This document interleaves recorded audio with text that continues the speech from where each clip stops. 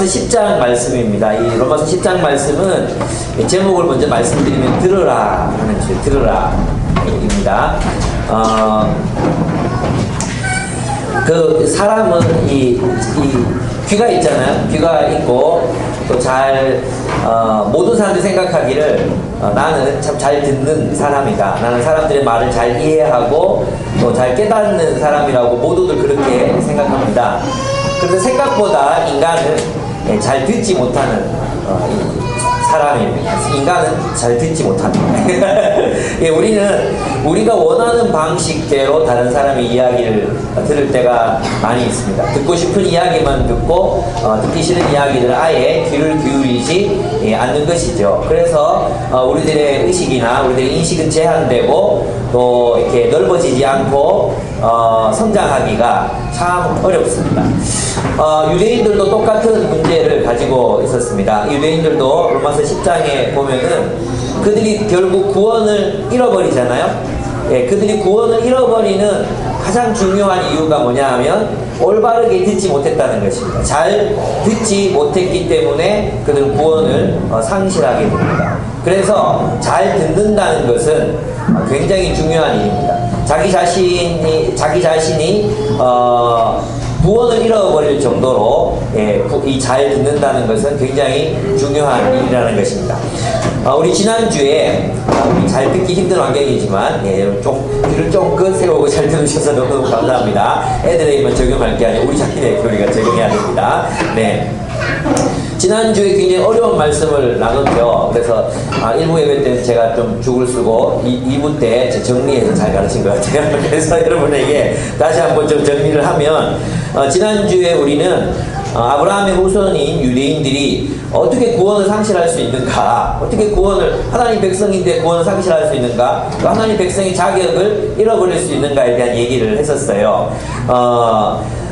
그런데 이제 바울의 논증은 뭐냐 하면 성경은 유대인들이라고 해서 하나님의 백성이 되고 구원을 얻는 것이 아니라고 많이 여러 차례 이야기하고 있었다는 것입니다. 그래서 혈통으로 아브라함의 후손이라고 구원을 얻는 게 아니다. 그럼 누가 구원을 얻습니까? 성경을 봐라. 이제 바울이 이야기합니다. 첫째, 하나님의 약속의 자녀들이 하나님 백성이 된다고 했다. 하나님의 약속의 자녀들. 그러니까 그것은 하나님의 은혜와 뜻으로 말미암는 것이라는 것입니다. 하나님이 원하시는 자가 하나님의 구원을 얻는다는 것이었죠. 근데 그 하나님이 원하시는 자가 뭐냐 하면 로마서의 전체 문맥을 따르면 무엇입니까? 믿는 자가 하나님 백성이 된다는 거예요. 로마서 전체 내용을 따르면 하나님이 뜻하시는 자, 하나님이 선택하신 자가 구원을 얻습니다. 그죠? 하나님 백성이 됩니다. 근데 로마서 전체를 따르면 그가 누구입니까? 믿음을 가진 자, 믿는 자가 구원을 얻는다는 것입니다. 그 다음에 두 번째, 누가 구원을 얻습니까? 첫째, 하나님 약속의 자녀들이 구원을 얻는데 그 약속의 자녀는 믿는 자가 약속의 자녀가 되는 것이다. 그런 것이었고, 두 번째는 하나님이 긍휼히 여기는 사람이 하나님 백성이 된다는 거였어요. 하나님이 바로를 긍휼히 여기지 않으시고 모세를 긍휼히 여기셨잖아요. 그래서 하나님 모세를 긍휼히 여기셨습니다. 하나님이 긍휼히 여기시는 자. 다시 말해서 우리의 구원의 근거가 우리 자신에게 있지 않고 하나님의 자비하심에 있다는 것이죠. 우리가 의롭고 의롭지 않고에 있는 게 아니라 하나님이 우리를 구원하시겠다고, 우리를 불쌍히 여기시겠다고 결정하셨습니다. 그래서 우리는 우리 상태가 이렇게 이렇게 요동을 치고 좌충우돌하고 상관없다는 것입니다. 하나님이 우리를 구원하겠다고 작정하셨으므로 우리는 하나님의 백성이 된다는 것입니다. 셋째는 이스라엘의 남은 자들이 하나님 백성이 된다고 해서 이 말은 굉장히 중요해요. 왜냐하면 오늘 본문하고 관련해서 중요해요. 모든 이스라엘 백성들이 다 하나님 백성이 되는 게 아니라는 것입니다. 누가 하나님 백성이 됩니까? 남은 자들, 이스라엘에 남겨진 자들, 그들이 구원을 얻는다 했습니다. 그래서 이 남은 자들을 사도 바울은 로마서에서 어떤 사람이라고 표현하고 있었죠?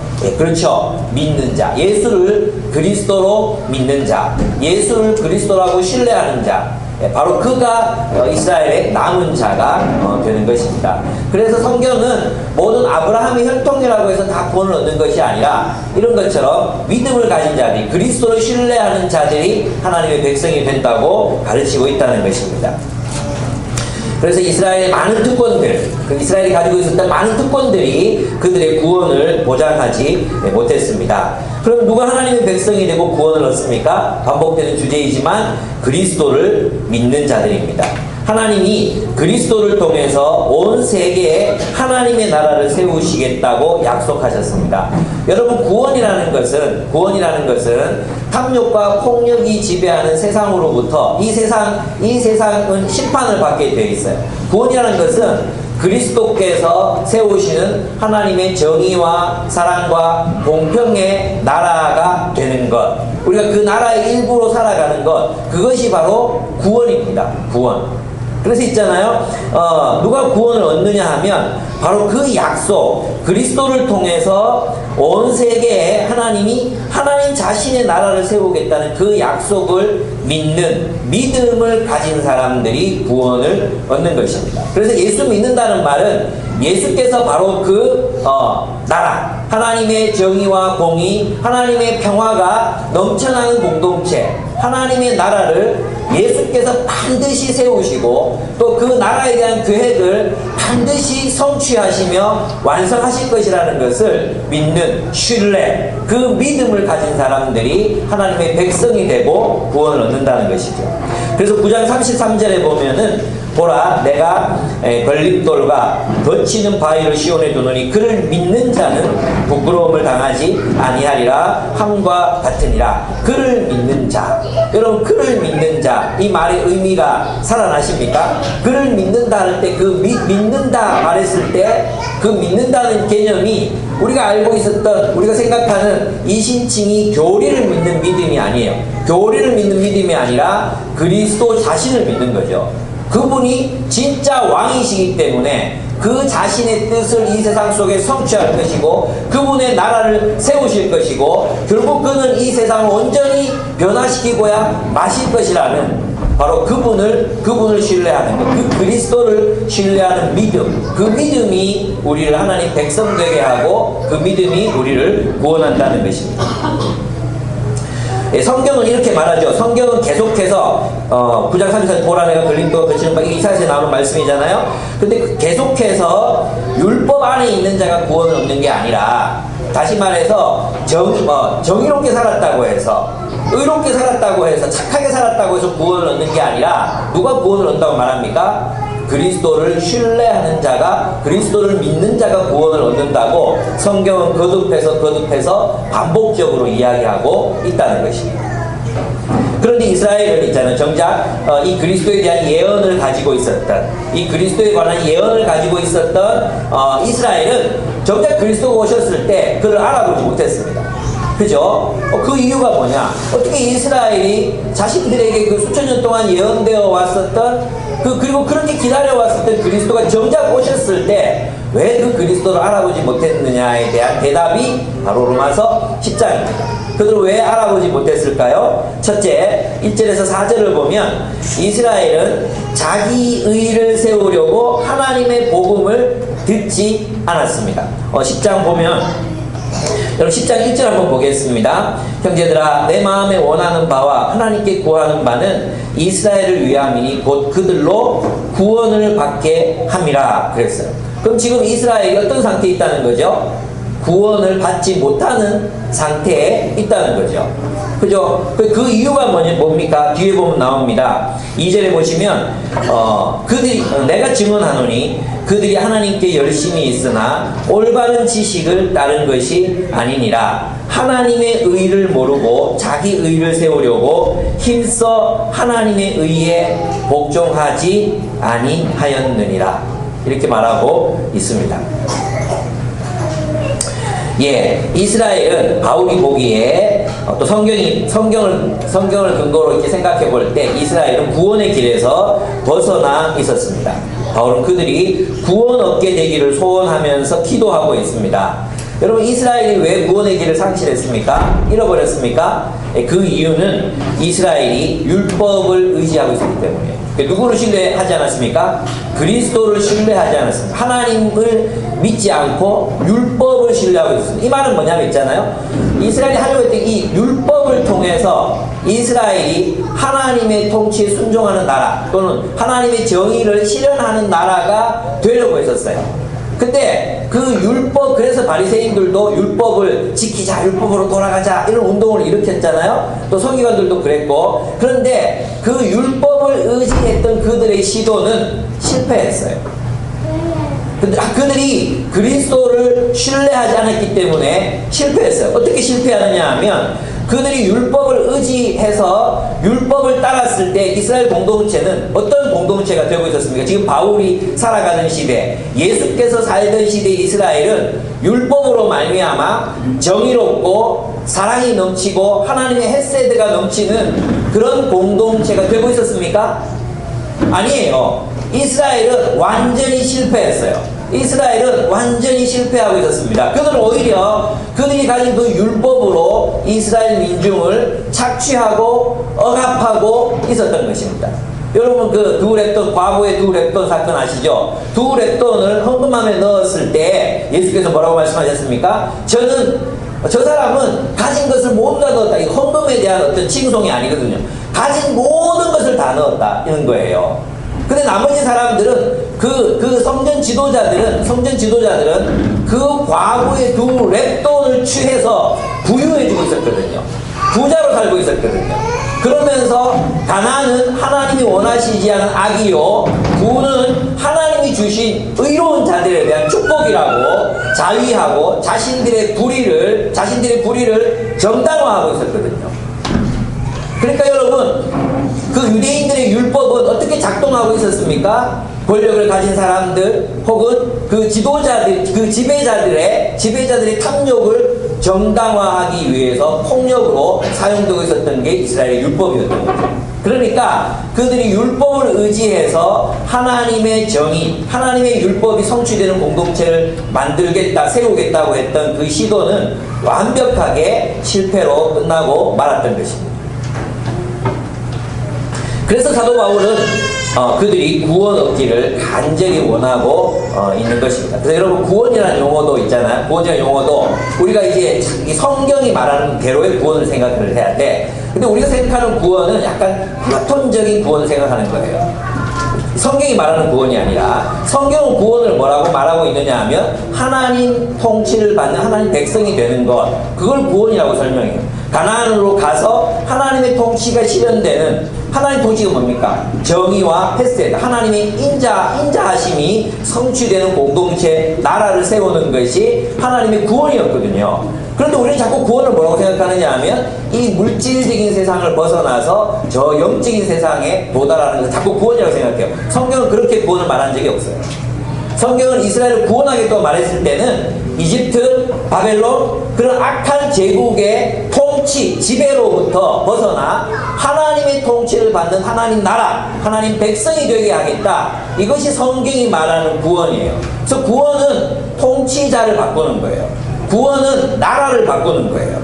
구원이라는 것은 우리가 소속한 세계를 바꾸는 것이 구원이에요. 무슨 말인지 아시겠죠? 그래서 여기 본문에서 말하는 이제 바울이 너희가 구원 얻기를 원한다. 이 말은 어떤 의미가 되겠습니까? 그것은 진정한 이스라엘이 진정한 하나님 나라의 백성이 되는 일에 실패하고 있었다는 것을 이 의미한다는 것입니다. 이해되죠? 예, 여러분 수준이면 충분히 이해할 수 있습니다. 저도 이해했는데, 예. 그래서 바울은 그들이 구원 얻기를 바라고 있는 것입니다. 그런데 이스라엘은 구원을 잃어버렸어요. 왜 그런가? 바울이 관찰했어요. 그는 그 자신이 유대인들의 굉장히 이제 유대교에 심취했던 사람이었잖아요. 그래서 이렇게 말하고 있습니다. 내가 증언하노니 그들이 하나님께 열심히 있으나 올바른 지식을 따른 것이 아닙니다. 그는 바울 자신을 말하는 거예요. 바울이 얼마나 하나님께 열심히 있었습니까? 사람을 죽일 정도로 열심히 있었습니다.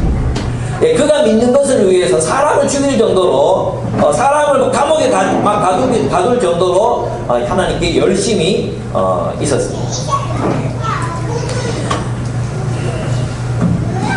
네, 그런데 그 열심은 올바른 지식을 따른 것이 아니었습니다. 그들은 하나님의 뜻을 오해했습니다. 마치 바울이 그랬던 것처럼 하나님을 위한다고 하면서 그리스도인들을 핍박했습니다. 그것이 하나님을 사랑하는 길이라고 그는 철저히 믿었습니다. 왜 옛날에 무슨 영화가 있었는데 거기 보면 왜 고문하는 사람이 학생들을 막 고문하잖아요. 변호인. 변호인. 보셨습니까? 안 보신 분들 한번 꼭 보십시오. 거기 보면 이제 젊은 학생들 막 고문하잖아요. 고문하는 경찰이 나오잖아요. 그 고문하는 경찰은 어떤 마음으로 아이를 막 고문합니까? 진짜 그 사람은 그것이 대한민국을 사랑하는 방법이라고 생각해요. 그것이 그 아이를 막 족치고 이렇게 막 공산주의자로 만들고 처형하는 것이 그게 진짜라고 믿어요. 진짜라고. 그죠? 그래서 막 그 광경을 보면서 우리 마음이 어땠습니까? 소름 끼치지 않았습니까? 바로 바울의 모습이 그랬다는 거죠. 잘못된 지식을 따라서 열심을 내고 있었던 것입니다. 모르면 가만히 있어야 돼요. 모르면 가만히 있어야 되는데 모르면서 설치면 이것보다 더 재앙이 없습니다. 이것보다 더 큰 재앙이 없습니다. 여러분 사실 바울은 있잖아요. 많은 지식을 소유했던 사람이었어요. 그 당대에 예수님의 12제자 어떤 사도들보다도 더 많은 지식을 가지고 있었습니다. 그래서 많은 지식이 중요한 게 아닙니다. 많은 지식보다 더 중요한 게 뭡니까? 올바른 지식입니다. 지식이 어떤 방향성을 가지느냐가 중요해요. 그래서 지대 얌너시가 지대 넘냐신지 모르겠지만 그렇게 많은 지식이 중요한 것이 아니라 작은 지식을 가지더라도 올바른 지식을 가지는 것이 중요합니다. 유대인들도 그랬습니다. 올바른 지식, 그것을 그들이 가지지 못했기 때문에 그들의 많은 지식이, 다시 말해서 근거를 잃어버린, 그 근거가 허약한, 또 근거가 틀린 그것을 가지고 열심히 살았기 때문에 그들은 구원을 상실할 수밖에 없었다는 것입니다. 그래서 여러분, 우리 그리스도인들은 분별력 있는 지식을 가져야 합니다. 분별 없는 지식은 위험에 맞들입니다. 심지어는 있잖아요. 우리가 올바른 지식에 따라 그리스도를 믿지 않으면, 우리가 올바른 지식을 따라 교회 생활을 하지 않으면 구원을 잃어버릴 수 있습니다. 저는 많은 한국교회 그리스도인들, 또 많은 우리 현대교회의 그리스도인들이 열심히 예수를 섬기지만, 열심히 예수를 섬긴다고 성전을 건축하기 위해서 헌금을 하고 또 자신들이 가진 것들을 다 바쳐서 하나님을 섬긴다고 생각하지만, 그러나 하나님은 정작 그 자리에 계시지 않을 수 있다는 것입니다. 여러분 있잖아요. 동기가 중요하다. 그렇죠? 동기가 중요하다. 그래서 하나님을 사랑하는 마음으로 하는 모든 것이 다 정당화되는 것이 아닙니다. 하나님 사랑이 있기 때문에 하나님 이해하실 거예요. 절대로 그렇지 않습니다. 하나님은 올바른 지식에 따라서 하나님을 섬기지 않는 그 믿음을 헛되다 말씀하십니다. 그리고 그것을 구원을 잃어버릴 수 있는 것이라고, 아니 이미 처음부터 그리스도인이 아니었을 수도 있습니다. 올바른 지식을 따라 사랑합니다. 만약에 이때 남편이 아내를 사랑한다고 자기 방식대로 사이코패스 성향 가지고 아내를 사랑해, 집착해. 예를 들어 뭐 결혼하기 전에 막 스토킹해요. 스토킹. 만약 그렇게 한다면 그 사랑받는 사람이 그걸 사랑이라고 느끼겠습니까? 폭력이라고 느끼겠습니까? 폭력이죠, 폭력. 그래서 그 폭력을 보면, 야, 그래도 걔가 마음으로는 진짜 너를 사랑해, 네가 이해해, 이렇게 말할 수 있습니까? 말할 수 없습니다. 그렇게 말하면 안 됩니다. 그렇죠? 하나님에 대해서도 똑같습니다. 하나님에 대해서도, 나 하나님 사랑해서 그렇게 했어요. 나 하나님 사랑해서 그렇게 살았어요. 나 하나님 사랑해서 그렇게 애들 고문하고 막 그렇게 했다니까요. 그렇게 말할 수 없다는 것입니다. 우리가 하나님을 정말로 사랑한다면 하나님을 올바르게 사랑하는 법을 배워야 합니다. 아내가 남편을 사랑한다면, 남편이 아내를 사랑한다면 아내를 올바르게 사랑하는 법을 배워야 합니다. 지조대로 살아가면 안 됩니다. 지 좋다고 지 좋은 식으로 막 살아가면 안 됩니다. 그죠?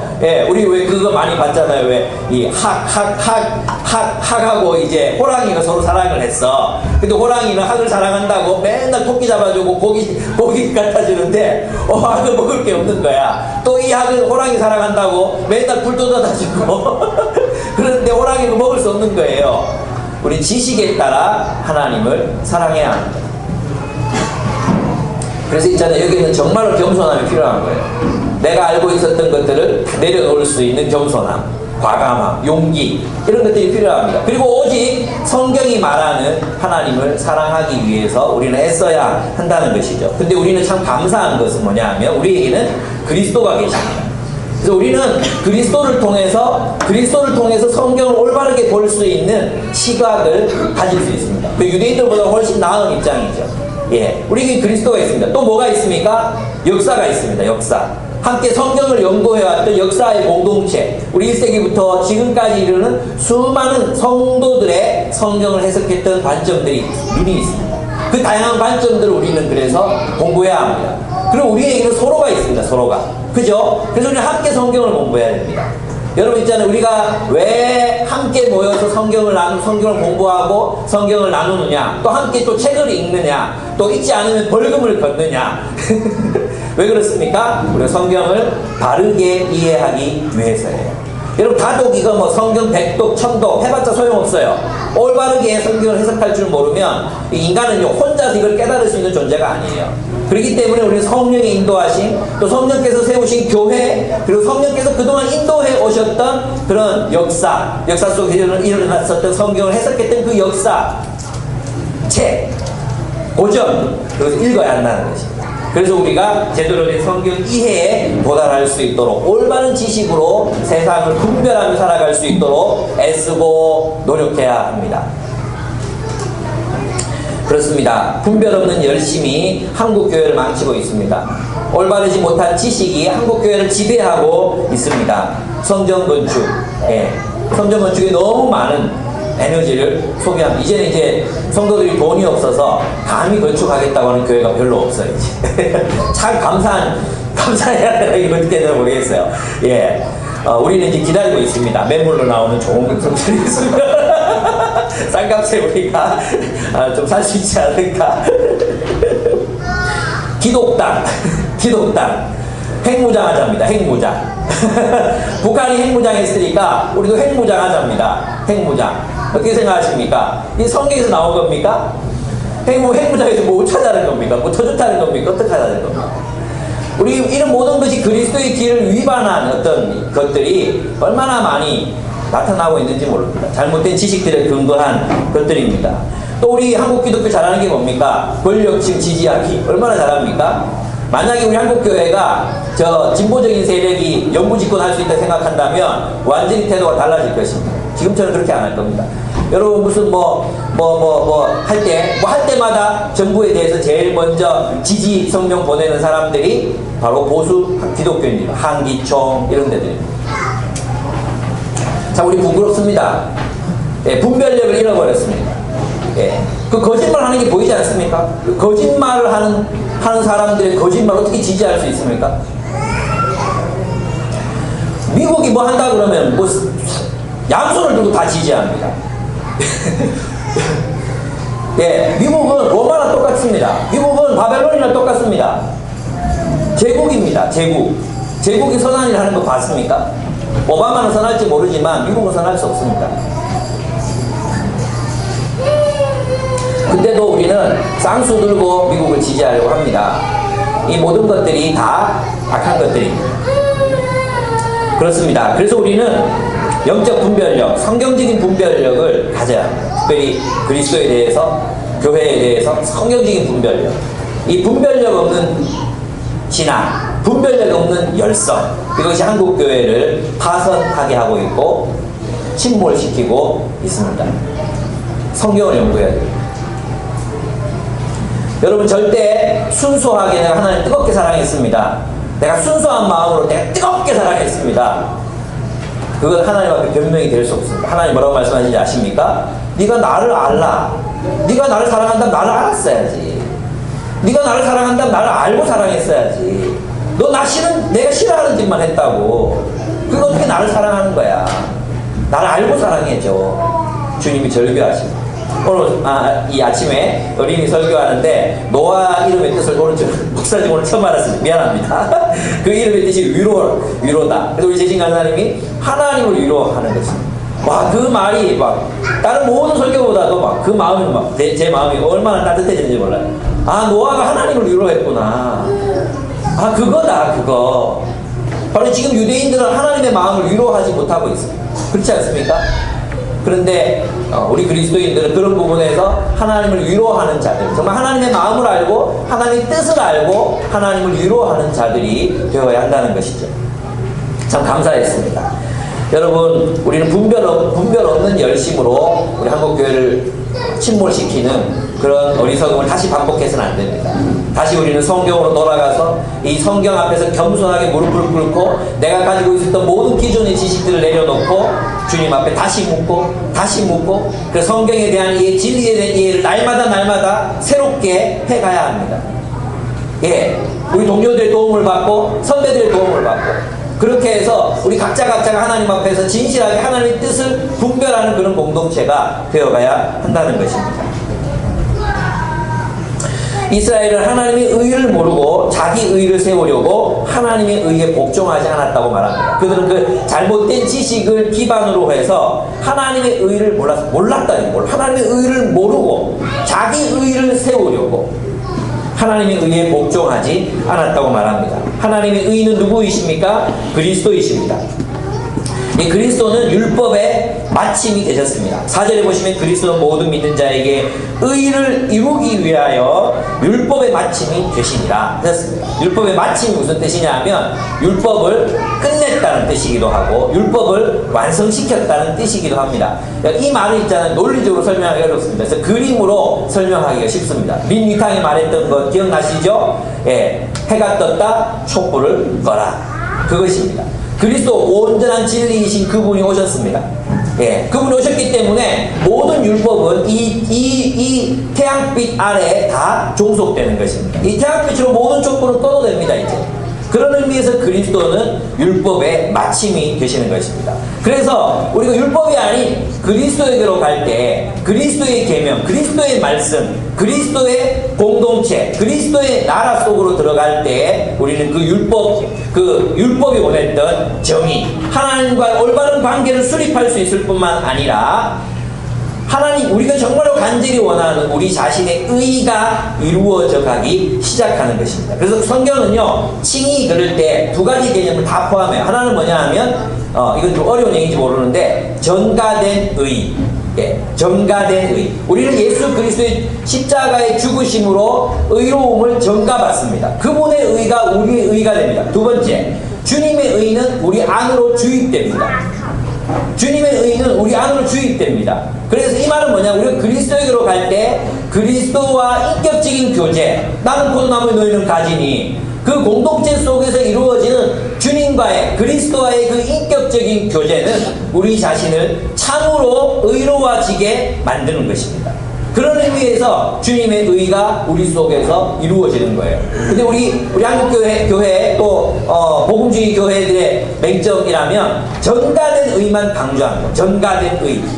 그래서 실제로 의로워져 가야 하는 것에 관해서 또 그리스도 안에 속해 있을 때 우리가 참으로 의로워져 가는 것에 대해서는 관심이 별로 없습니다. 성화에 대해서 이런 비판을 하면 성화에 대해서 이제 막 얘기를 하죠.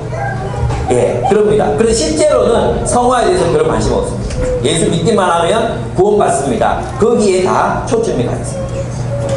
여러분, 성경에서 여기서 율법의 마침이 된다는 것은 그 두 가지 의미를 다 포함하는 것입니다. 우리가 진짜로 우리를 주님께서 의롭다 보시는 것뿐만 아니라 우리를 그분 안에 있을 때 우리를 참으로 율법이 말하는, 율법이 목표하는 그 정의, 그 의가 우리 안에서 실현되어 갈 수 있도록 우리를 도우신다는 것입니다. 아멘? 예, 이것은 있잖아요. 우리 교회 공동체가 율법 안에 있을 때는 결코 이룰 수 없는 것입니다. 왜냐하면 율법은 비교하게 합니다. 자기 의를 이루거든요. 율법은 자기 의를 이루어요. 그래서 이 자기 의를 이룬 사람들의 대표적인 사례가 예수님 말씀하셨던 그 세리와 바리새인의 비유에 나오는 것입니다. 바리새인들은 뭐라고 기도합니까? 나는 저 토색하는 자들과 같지 아니하고 저 가늠하는 자들과 같지 아니하고 심지어는 그 여자들과 같이, 이게 바리새인들의 기도였거든요. 나를 여자로 태어나지 않게 하시면 감사하다, 이렇게 기도드렸거든요.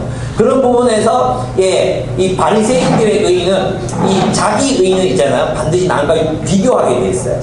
자기보다 의로운 사람 보면 열등감 느끼고요, 자기보다 의롭지 못한 사람 보면요 쾌감을 느끼고요. 예, 이게 바리새인들의 의가 될 수밖에 없어요. 근데 세리는 어떻게 기도했습니까? 하나님 앞에서 고개도 들지 못했어요. 얼굴도 들지 못하고 주여 나를 불쌍히 여기옵소서. 주여 나를 불쌍히 여겨주시옵소서. 나는 의롭지 못합니다. 나는 죄인으로소이다. 나는 죄인입니다. 나를 불쌍히 여기옵소서. 바로 이것이 하나님이 그를 어떻게 보셨습니까? 너는 의롭다. 바리새인은 너는 의롭지 않다 그랬어요. 이거 정말로 그래요. 여러분 하나님의 율법이 목표하는 바가 뭡니까?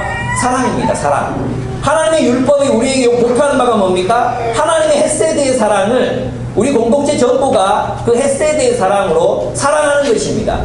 그것이 율법이 이루어지는 거예요. 그런데 율법 안에 있으면요, 율법은 난 이 율법 지켰다, 난 인간답게 살았다, 나는 그래 이 정도면 내가 사람답게 살았지, 나는 꽤 괜찮은 인생을 살았어, 그러면서 있잖아요. 어떻게 됩니까? 비교하고 다른 사람을 정죄하고, 그러면서 열심히 살지 않은 사람들을 바라보면서 정죄합니다. 아유 저 11조도 안 하는 것들, 아유 저 인간도 아닌 것들, 아이고 믿는다는 사람이 어떻게 저렇게 살아? 뭐 이러면서 있잖아요. 다른 사람을 정죄하는 그 자기 의를 세우는 그 율법은 결국 어떻게 됩니까? 그 율법으로 율법의 정신이 파괴되는 거죠. 율법의 정신이 율법에 충실하면 충실할수록 율법의 정신, 사랑의 정신은 파괴되는 것입니다. 그래서 주님께서는 그 율법으로 가는 게 아니라 어디로 가라고 말합니까? 그리스도에게로 가라. 그리스도께서 율법의 마침이 되시니라. 그리스도께로 가라. 그리스도의 사랑의 세계로 들어가라. 그리스도와 교제하라. 그리스도의 세계 속에 속하라고 우리들에게 가르치는 것입니다. 그렇습니다. 이스라엘은 하나님의 의를 몰랐습니다. 그러나 우리는 그리스도를 믿음으로 우리는 의롭다함을 받을 뿐만 아니라 의로워져 가는 것입니다. 여러분 이 말씀이 우리에게 함축하는 그 의미가 무엇인지 살펴봐야 합니다. 우리는 듣고도 구원을 얻지 못할 수 있습니다. 우리는 하나님께 열심을 내면서도 구원과 상관없을 수 있습니다.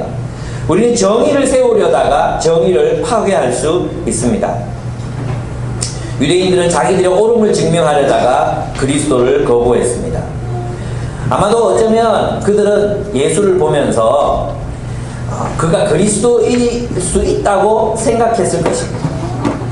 그죠? 이건 이제 어디 나오면 예수님께서 이제 실로암의 목가에 가서 씻으라 그랬잖아요. 씻으라. 눈에 이렇게 침 뱉어가지고 이제 진흙기에서 붙여주고, 그리고 가서 씻으라. 씻고 오라 그랬잖아요. 그리고 눈을 떴어요. 눈을 떴는데 유대인들의 관심은 뭐에 있었습니까? 네가 왜 안식일날 이걸 달고 걸어가서 죄를 지었느냐? 이렇게 거기 관심이 있었어요. 근데 이제 이 유대인들이 이 소경한테 물었죠. 그죠? 뭐라고 물었습니까? 누가 네 눈을 뜨게 했느냐?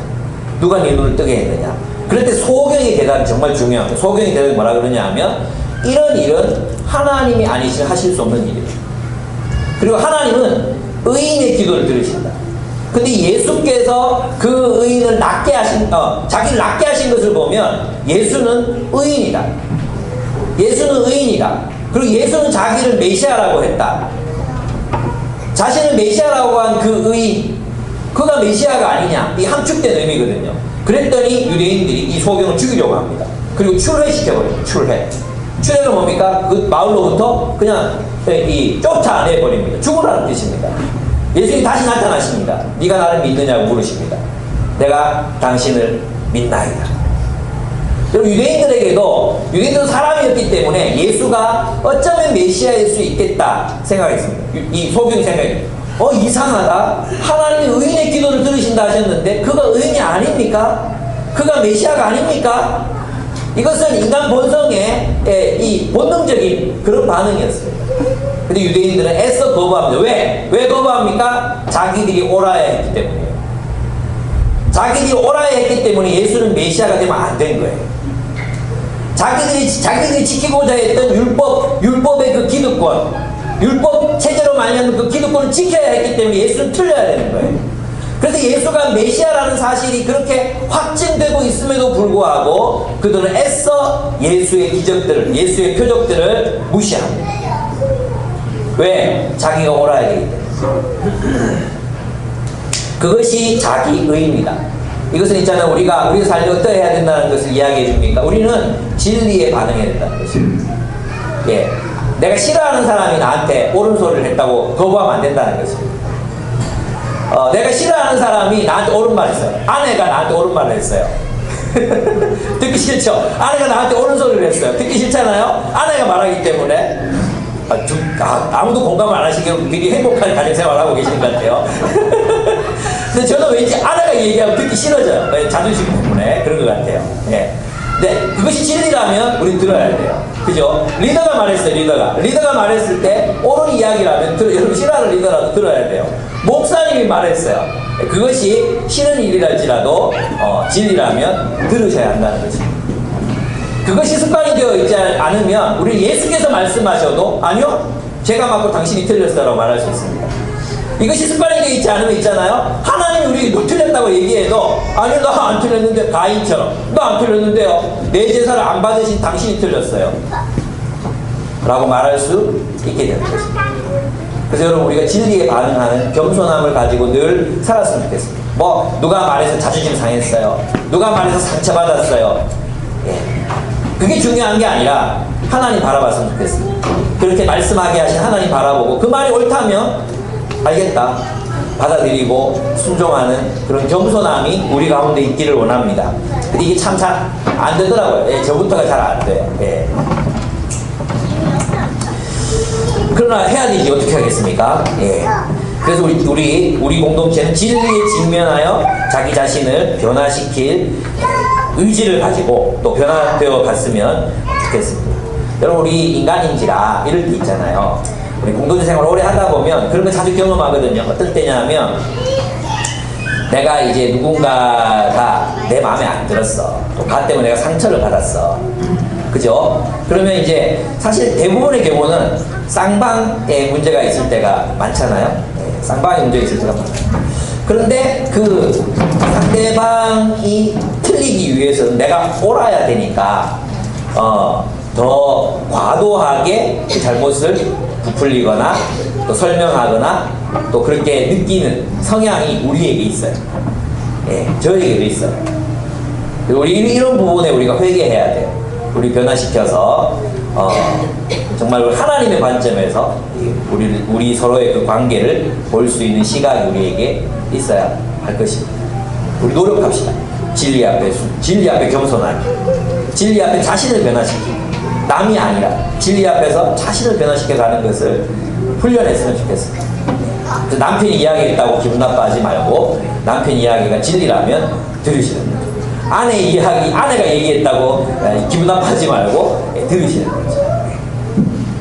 두 번째, 이제 이스라엘은 5절 13절을 보면 이스라엘은 율법을 읽었으나 깨닫지 못했습니다.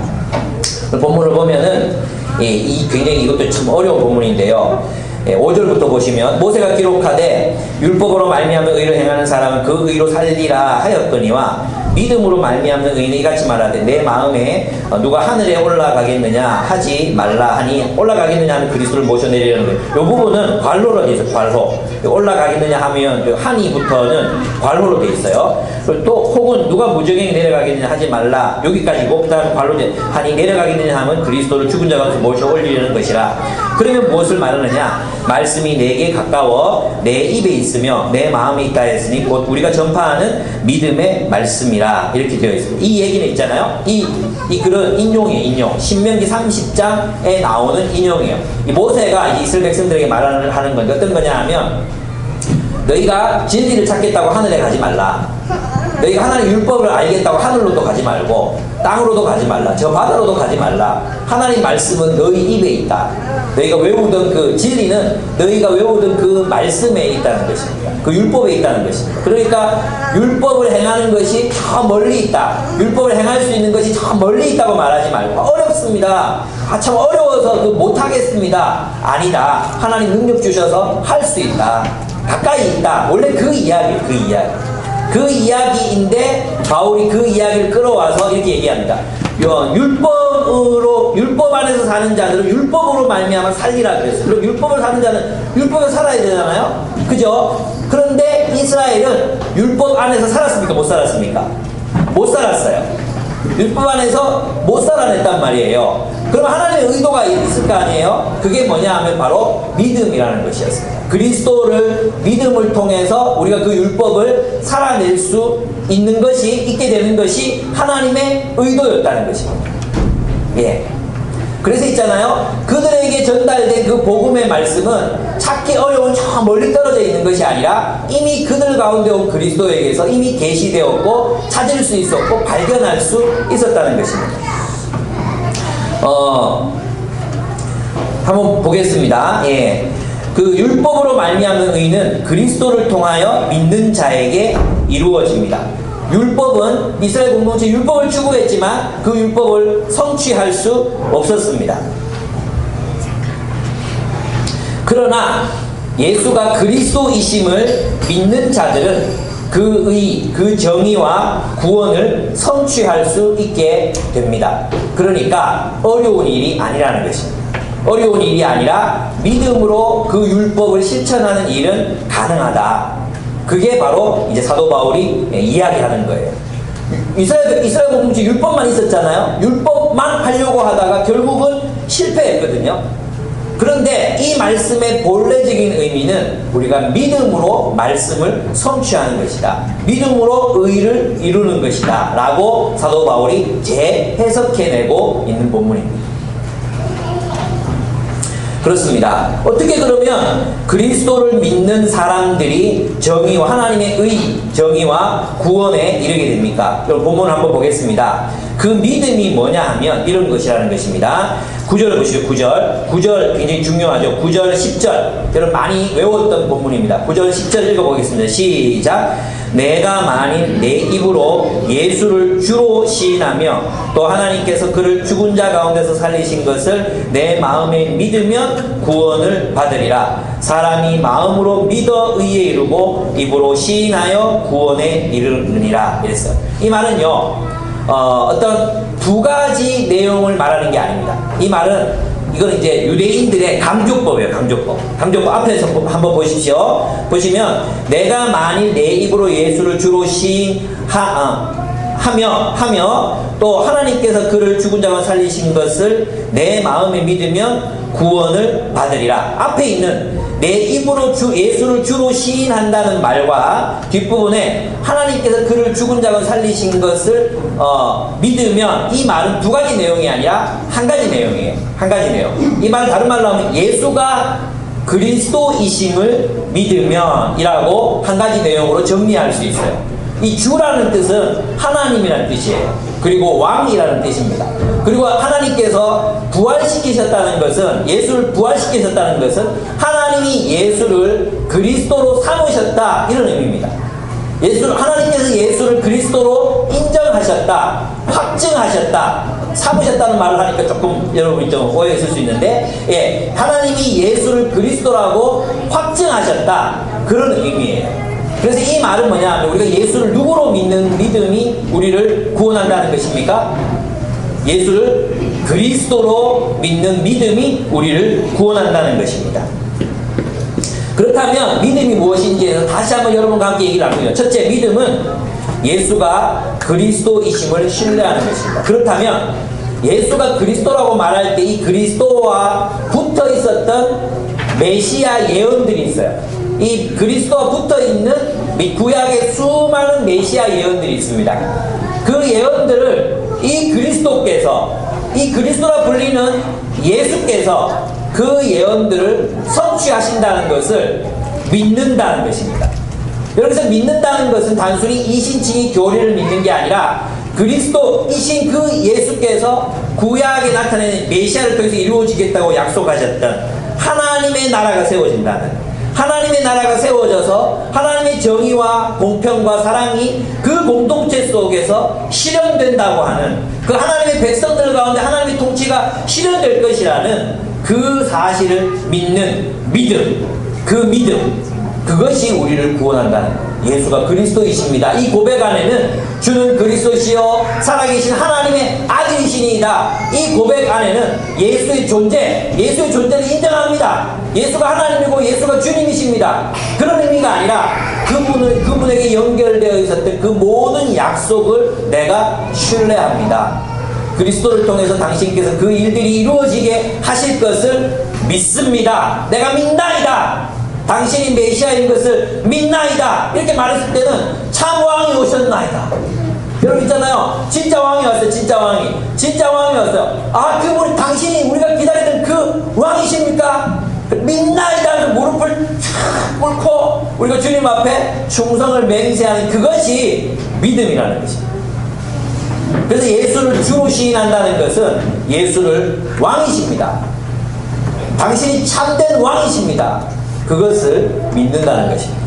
그 믿음은 무엇을 말하겠습니까? 우리가 예수께서 세상에 천국을 세우기 위해서 오셨다는 것을 신뢰하는 것입니다. 이 말은 이제부터 예수께서, 잘 들으세요. 이제부터 예수께서 모든 열방과 민족들 가운데에서 사람들을 이끌어내어 당신의 나라를 세우실 것을 믿는 것입니다. 그리고 그 나라 안에서 정의와 평화와 사랑이 실현될 것을 신뢰하는 것입니다. 이 하나님 나라가 뭐겠습니까? 교회입니다.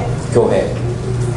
이걸 쉽게 말하면 하나님께서 예수를 통해서 예수께서 통치하시는 교회를 세우시고 그 교회 안에서 정말 구약 성경이 생각하고 바라보고 소망했던 하나님의 정의, 하나님의 사랑, 하나님의 공의, 그것이 이루어지는 공동체, 나라, 교회, 그리스도의 몸, 그리스도의 건물, 성령이 가는 전, 그것이 이루어질 것을 믿는 것입니다. 여러분 믿습니까? 그리스도를 믿는다는 건요, 그리스도께서 세우신 교회를 믿습니다. 사도신경 했죠. 성도의 교통함을 믿사오며 교회를 믿사오며, 그것이 믿음입니다. 그래서 우리는 예수 그리스도의 세계인 교회를 신뢰합니다. 아담의 세계에서 이제 그리스도의 세계로 옮겨져서 사는 것입니다. 그래서 믿음이란 그 나라의 일부가 되는 것입니다. 그 나라의 일부가 되겠습니다. 여러분, 예수님이 자기는 뭐라고 얘기해요? 나는 포도나무여 너희는 가지니. 나는 포도나무여 너희는 가지니. 우리가 예수를 그리스도라고 믿을 때 우리는 그 포도나무, 하나님의 백성, 우리 그 하나님의 백성의 일부가 되는 것을 의미하는 것입니다. 그래서 교회는 하나님의 통치를 받는, 그리스도를 통해서 하나님의 통치를 받는 하나님의 새로운 백성, 새로운 나라, 그것이 되어가야 될 책임이 우리에게 있는 것입니다. 두 번째 믿음은 예수 그리스도께서 우리의 죄를 용서하셨음을 믿는 것입니다. 여러분, 이 죄의 용서가 어떤 의미가 있는지 아십니까? 이스라엘 백성들이 왜 포로를 팔려갔습니까? 우상 숭배했어요. 죄 지었어요. 그러면 그 이스라엘의 죄를 용서하겠다는 것은 어떤 의미입니까? 다시 그들을 하나님의 백성으로 회복시키겠다는 뜻이에요. 그래서 여러분, 우리 십자가에서 예수께서 우리 죄를 위해서 죽으셨다, 이 말은 그냥 내가 죄의 형벌을 면하겠다는 뜻이 아니라 내가 죄의 포로로 잡혀 있었는데 그 포로 생활에서 이제 벗어나서 하나님의 통치를 받는 하나님 백성이 되었습니다 라는 고백입니다. 그것이 죄 용서의 의미인 거예요. 여러분, 죄 용서받고 계속 세상 속에서 세상의 일부가 돼서 세상의 가지, 세상 나무의 가지가 돼서 세상의 일부, 세상의 목표, 세상의 야망, 세상의 꿈, 그것을 여전히 꿈꾸고 살아가면서 죄 지으면 내가 윤리적 도덕적으로 죄 지었다고 하나님 앞에 회개하고 용서받고 회개하고 용서받고, 그리고 여전히 세상 속에서 살아가는 것이 아니라 그 세계로부터 벗어나서 하나님 나라를 사는 것, 그것이 구원이요, 그렇게 살아가길 결단하는 것이 바로 믿음이라는 것입니다. 그래서 우리는 믿음으로 그분의 나라 일부가 되는 거예요. 그리고 우리 믿음으로 용서받는 거예요. 용서받아서 뭐 돼요? 하나님 통치를 받는 하나님 백성이 되는 것입니다. 하나님 나라로, 세상 나라에서 하나님 나라 백성으로 회복되는 것입니다. 그래서 구원은 하나님 나라의 질서를 사는 삶, 하나님 나라의 질서를 살아가는 공동체적 삶을 살아가는 것, 그것이 바로 구원이라는 것입니다. 세 번째, 그래서 우리는 그분의 완전하신 속죄의 제사로 인해서 하나님과의 바른 관계로 들어갔습니다. 바른 관계, 그럼 자꾸 우리는 영적 관계만 생각합니다. 영적 관계만이 아닙니다. 우리는 하나님이 원하시는 바른 관계의 공동체 속으로 들어가야 하는 것입니다. 세 번째 믿음은 예수 그리스도의 계명에 대한 신뢰입니다. 다른 말로 하면 그것은 예수의 길에 대한 신뢰가 바로 믿음입니다. 탐욕이 아닌 사랑을 위해서 사는 것입니다. 예수의 길. 그리고 세상 속에 살다 보면 출세, 야망, 세상 속에 살다 보면 승진, 재물의 축적, 나의 안전을 보장하기 위해서 막 이렇게 살아가야 될 유혹을 받습니다. 그렇지 않습니까? 근데 성경은 뭘 선택하라고 말합니까? 탐욕이 아니라 사랑을 선택하라고 말합니다. 그 길이 우리를 구원하고, 그 길이 우리에게 생명을 주고, 그 길이 우리를 충만하게 하고, 그 길이 우리를 행복하게 한다는 것을 믿는 것입니다. 근데 우리는 있잖아요, 이 세상 가치체계 속에서 행복해지려고 합니다. 많은 그리스도인의 삶이 여기서 벗어나서 새로운 가치체계 속으로 들어와야 되는데 자꾸만 이 세상 속에서 행복해지려고 합니다. 이 세상 속에서 행복해지려면 가져야 하는 것들을 다 가지려고 합니다. 그것은 아직까지 우리가 회심하지 않았다는 증거라는 거예요. 우리 여기서 벗어나서 어디로 들어와야 됩니까? 여기로 와야 돼요. 여기로. 예수의 길에 대한 확신이 있습니까? 여러분이 예수님의 길에 대한 확신이 있습니까? 그러면 예수의 길을 선택해야 돼요. 그 길이 참으로 생명의 길이요, 예수의 길이야말로 참으로 우리를 충만하게 하고, 예수의 길이야말로 우리를 진정으로 행복하게 한다는 것을 믿는 것입니다.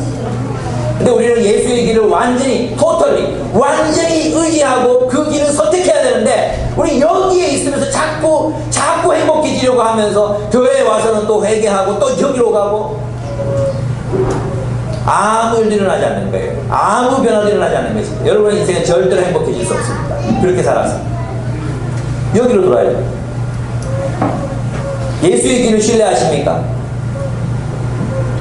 예수님이 말씀하신 대로 사는 것이 진짜 이기는 길이요, 승리하는 길이요, 충만해지는 길이라는 것을 믿으십니까?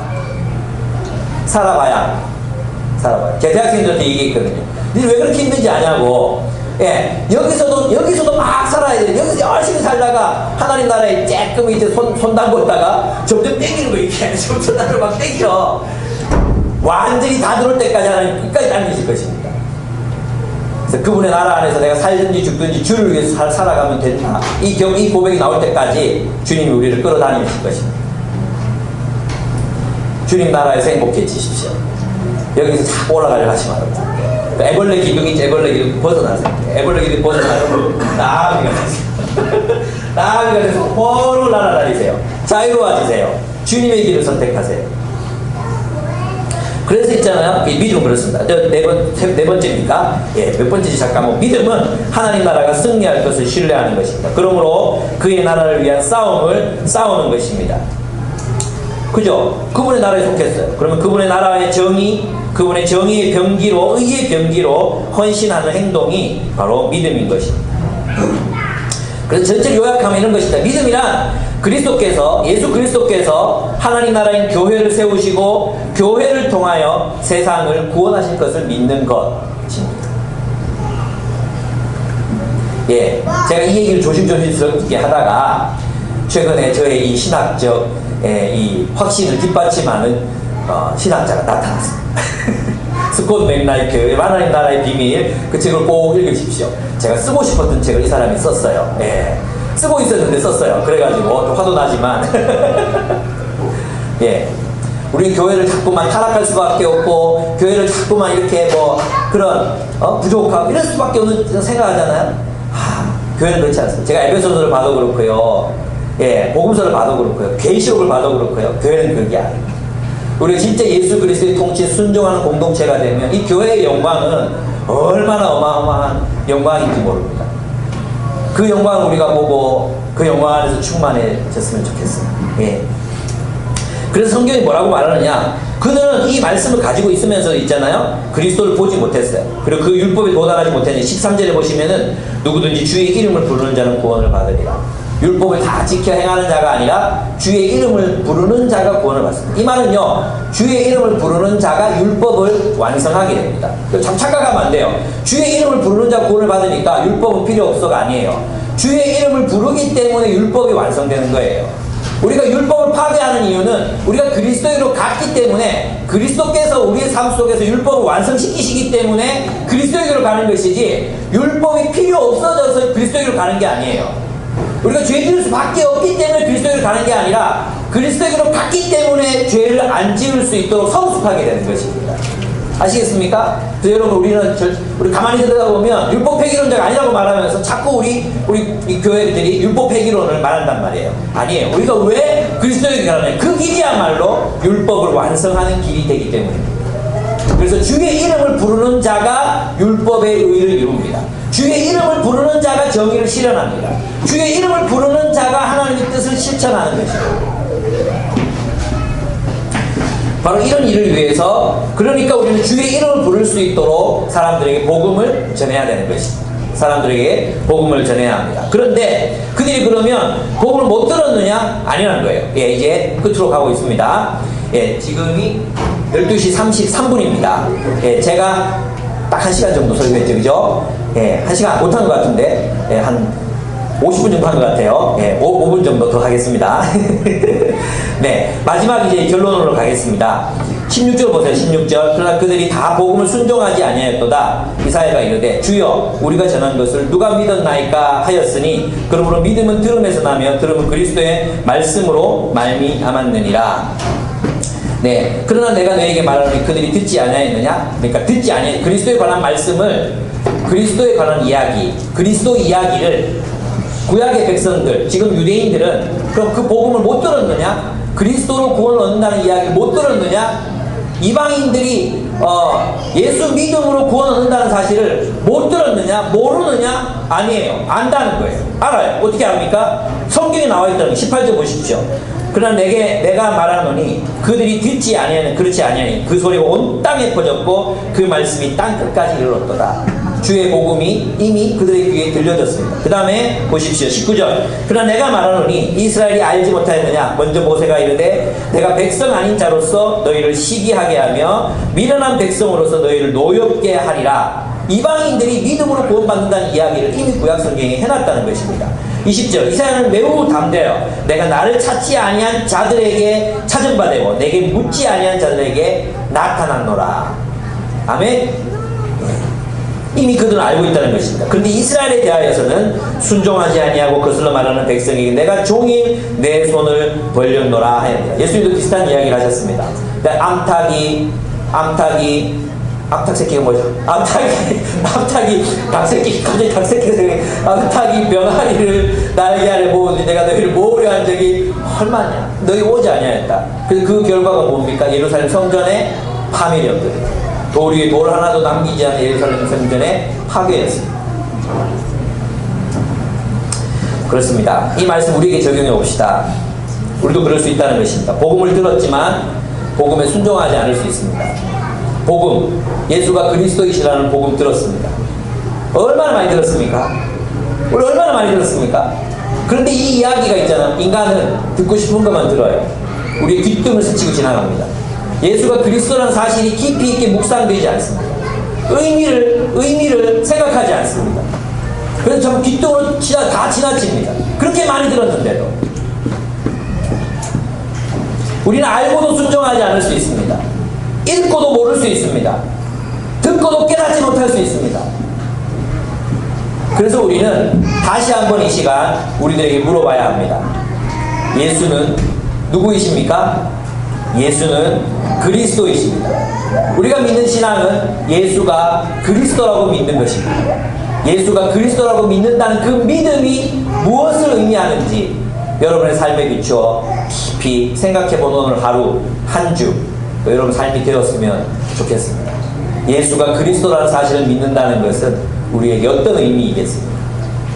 그분을 믿고 살아간다는 것은 우리가 어떻게 살아야 한다는 것을 의미하겠습니다. 여러분에게 예수님은 누구이십니까? 예수님은 우리의 죄를 세탁해주는 표백제가 아니십니다. 예수님은 왕이십니다. 이 왕은 온 세상 죽음의 질서 속에 잡혀 고통하고 신음하는 사람들을 해방시키실 하나님의 왕이십니다. 이 왕은 당신의 뜻을 이 고통 많은 세상 속에 반드시 실현하실 것입니다.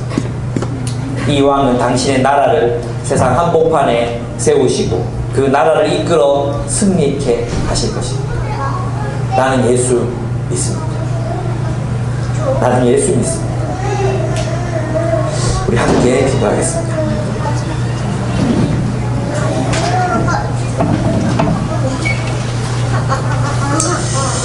여러 말씀들 드렸는데요. 예수님은 그리스도이십니다. 근데 유대인들은 그 예수 메시아에 대한 예언들을 다 알고 있으면서도 예수를 거부했습니다. 자기 의를 세우려고 거부했고 잘못된 지식 때문에 예수를 거부했습니다. 듣고도 깨닫지 못했습니다. 이미 말씀에 있는데도 불구하고 그들 알지 못했습니다. 우리가 복음을 읽고 복음에 관한 책을 읽고 듣고 알면서도 그리스도를 신뢰하지 않을 수 있다는 사실입니다. 그리스도를 알면서도 그리스도를 믿지 않을 수 있다는 것입니다. 구원에 관한 이야기가 범람하는 공동체 속에서도 우리는 구원과 상관없을 수 있습니다. 이것은 저에 관한 이야기입니다.